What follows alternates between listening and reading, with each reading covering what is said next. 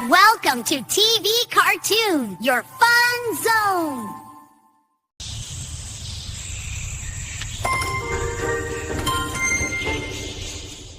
चारों ओर घना जंगल और दो पहाड़ों के बीच में एक छोटा सा गांव था जिसका नाम है शांतिपुर।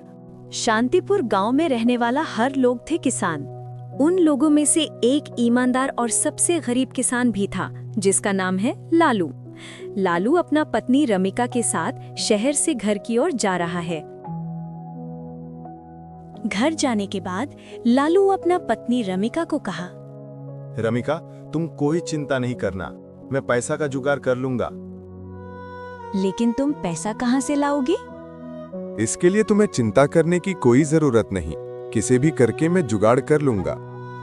बोलकर लालू घर से निकल आया। लालू की पत्नी रमिका को एक बड़ा बीमार था जिसके लिए वो दोनों शहर जा चुका था। लालू पैसा की चिंता करते करते रास्ते से चल रहा था, तभी गांव की एक अमीर आदमी से मिला। उस अमीर आदमी के पास जाकर लालू ने कहा, राहुल भैया, क्या आप मेरा मदद कर सकते हो? मैं तुम्हें कैसे मदद कर सकता हूँ? मेरा पत्नी को बहुत ज्यादा बीमार है। डॉक्टर ने कहा कि जल्दी से पैसा नहीं दिया तो मेरा पत्नी नहीं बचेगा। क्या आप कुछ पैसा से मुझे मदद करोगी? अरे इसके लिए मैं क्यों पैसा दूंगा? मैं तुम्हें कोई दानी वाला लगता हूँ क्या? चल जा इधर से। बोलकर वो आदमी चला जाता है और लालू अपना मन को सोटा करके सामने की ओर चला आता है। लालू चलते चलते रास्ते के पास की एक पेड़ के नीचे बैठ जाते हैं और सोचता है कि हाय भगवान, अब मैं इतना पैसा कहाँ से जुगाड़ करूंगा? अब सिर्फ तुम ही मदद कर सकते हो। लालू पेड़ के नीचे बैठी थी, तभी अचानक से आसमान से एक परी आती है और बोलती है कि तुम इतना परेशान क्यों हो? तुम कौन हो और कहाँ से आया हो? मैं भगवान की तरफ से आया हूँ और मुझे तुम्हारे पास भेजा है कि मैं तुम्हें मदद कर सकूं। तुम मुझे कैसे मदद करोगी? एक बैग ले जाओ। जब भी तुम्हारी किसी चीज का जरूरत पड़ेगी, उस चीज को याद करके बैग के अंदर हाथ डालने से वो चीज तुम्हारे हाथ में आएगा। वो बैग लालू को दे देता है और कहता है कि और हाँ, ज्यादा लालच मत करना। उस परी से बैग लेकर लालू घर की ओर चला आता है। घर आने के बाद लालू रमिका से कहते हैं कि रमिका, अब से चिंता करने की कोई जरूरत नहीं है।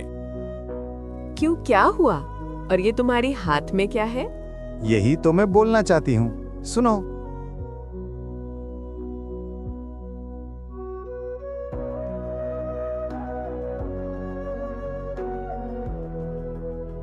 ये क्या है? अब समझ में आया? क्या तुम सच में बोल रही हो? मुझे तो अभी भी विश्वास नहीं हो रहा है। अरे पगली, हाँ, मैं तुम्हें झूठ क्यों बोलूंगा? अगर विश्वास नहीं है तो आओ और चेक करो। रमिका उस बैग के अंदर हाथ देकर बोलता है कि हे भगवान, मुझे कुछ पैसा की जरूरत है। अरे ये तो सच में काम करता है। ये देखो, मेरे हाथ में पैसा आ गया। हाँ, अब हम लोगों को कोई चिंता करने की जरूरत नहीं है। इसकी मदद से तुम भी ठीक हो जाओगी और दूसरों को भी मदद कर पाओगी। हाँ, तुमने सही कहा। अब से हम गरीब लोगों की मदद करेंगे। इसकी मदद से लालू रमिका की बीमार दूर करता है और लोगों को मदद करता है।